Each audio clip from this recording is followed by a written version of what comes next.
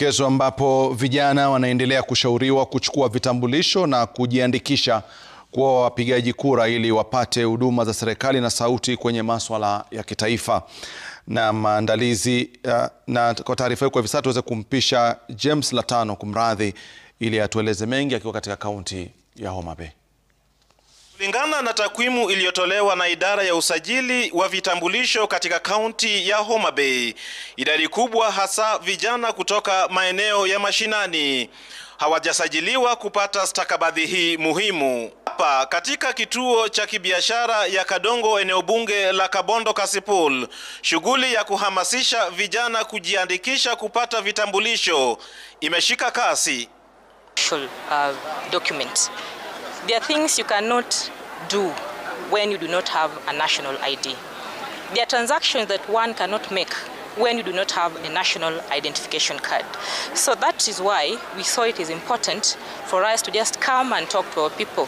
We sensitize them and they know why they should be having national identification card. Ni hali ambayo inatabiriwa kulemaza pakubwa juhudi zao za kupata ajira na huduma muhimu serikalini na pia ongezeko ya uhalifu miongoni mwa vijana. Come out in numbers to ensure that they are registered, and that is why we are here to ensure that the process is seamless. Whenever anything goes wrong, we are here to have it sorted without any delay.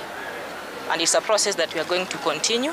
We are going to ensure that even after this, the services will be taken closer to people as much as we can. Dhamira kuu ya shughuli hii ambayo itaendelea katika vijiji mbalimbali ni kuwapa vijana nafasi ya kuwa na usemi kwenye mchakato wa uongozi na kuwapa nguvu ya kuchaguana kwenye viti vya uongozi. Tuichukue kitambulisho juu ya kura.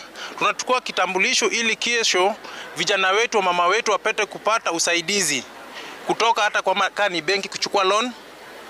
Kuna sako yenye tunastahili vijana wetu na mama wetu waingie, na uwezi ingia kwenye sako kama una kitambulisho. National identification is very important for us as a youth. If you don't have an ID, you are blocked to get other services. So it is very important. It is not about voting, it is about you individual.